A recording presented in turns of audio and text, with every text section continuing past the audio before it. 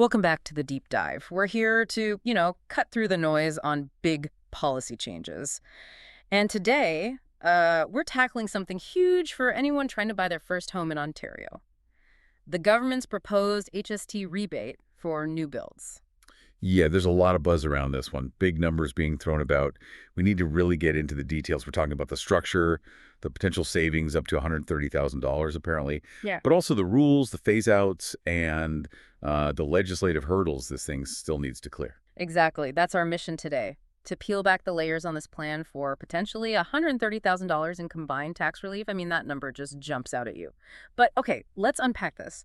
How do you even arrive at that figure? We probably need to start with the province's piece of the puzzle, right? Absolutely. Let's just quickly set the stage. HST in Ontario, it's 13%. That's broken down into 8% provincial tax and 5% federal, which is the GST part. Okay. So the core of what Ontario is proposing now is to rebate their entire 8% provincial chunk of that HST. Right, the full 8%. And that's specifically for first-time buyers purchasing new homes valued up to $1 million. That's the threshold for the maximum savings, yes. Yeah. Up to $1 million. Now, here's where the language gets, well, a little interesting already. The province says this plan saves first-time buyers up to $80,000. Okay, $80,000 from the provincial side seems straightforward if it's 8% of $1 million. Wait, 8% of $1 million is exactly $80,000. So what's the nuance? The nuance is how they get to that $80,000 figure. They state it's achieved when this new proposed rebate is combined with provincial relief that, well, already exists. Ah, okay. So it's not $80,000 in new provincial relief on top of everything else. They're bundling existing help into that headline number. Effectively, yes. From a messaging standpoint, they're showing the total provincial benefit under this new proposed system. But, the key mechanism is new rebating the full 8%. That's the part designed to maximize the savings, specifically from the province. And this whole plan is slated for the 2025 fall economic statement. Right. And the stated goals, lowering costs, getting more homes built. Yeah. Hard to argue with those. But hitting that really eye-popping $130,000 total savings figure, the province can't do that on its own, can it? We need the federal government involved. Correct. That $130,000 number is entirely dependent on a federal proposal. When they announced back on May 27th, 2025. And remember that date, May 27th, because it pops up later in the eligibility rules. Okay, May 27th. So the feds control the other 5%, the GST part. What's their proposed contribution here? Their plan is to effectively remove their 5% portion of the GST from qualifying new homes for first-time buyers. If that goes through, the federal piece alone could save buyers up to $50,000. Okay, so you take the potential $80,000 from Ontario, the full 8% provincial part, including existing relief, and add the potential $50,000 from the feds, the 5% GST part. And bingo. 8 plus 5 gives you the full 13% HST relief. On a $1 million home, that maths out to the maximum potential savings of $130,000. It really highlights how interlinked these policies are. It's not just Ontario acting alone. And that seems quite deliberate.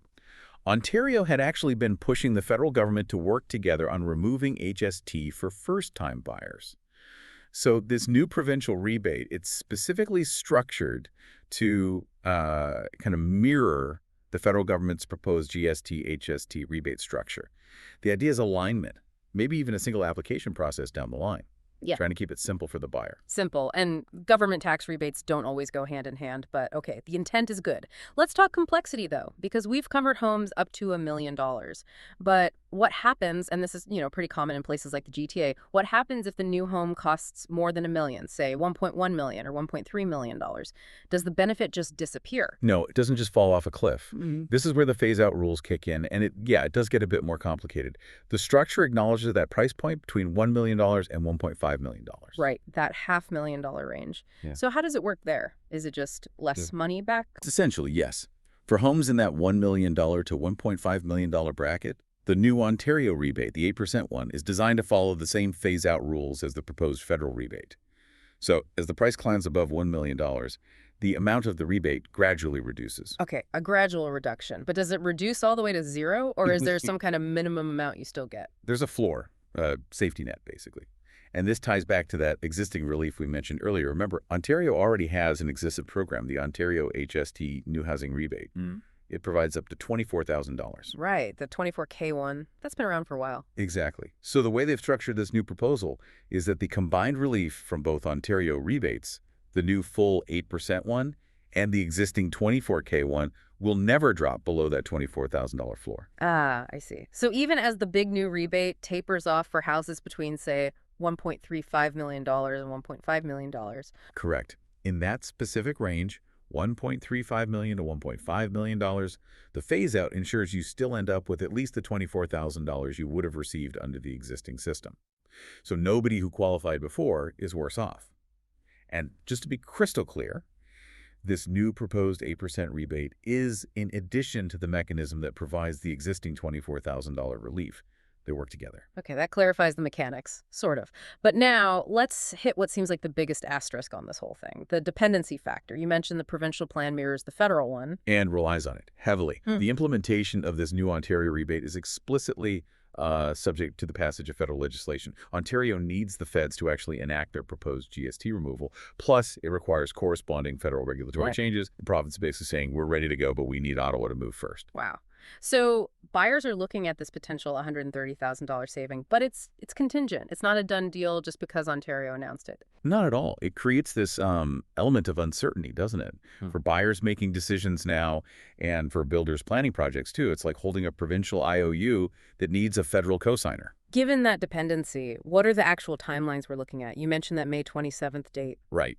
So according to the announcement, the new combined rebate structure would apply if you, the first-time buyer, enter into a purchase agreement with a builder on or after May 27, 2025. That's the start date, retroactively tied to the federal announcement. On or after May 27, 2025. Okay.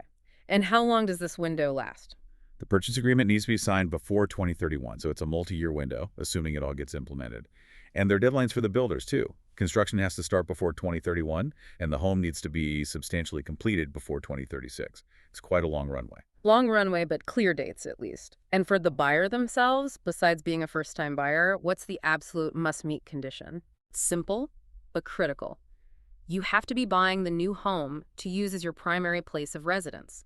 This isn't for investors looking to flip properties or rent them out. It's targeted at owner-occupiers. Got it. Primary residence only.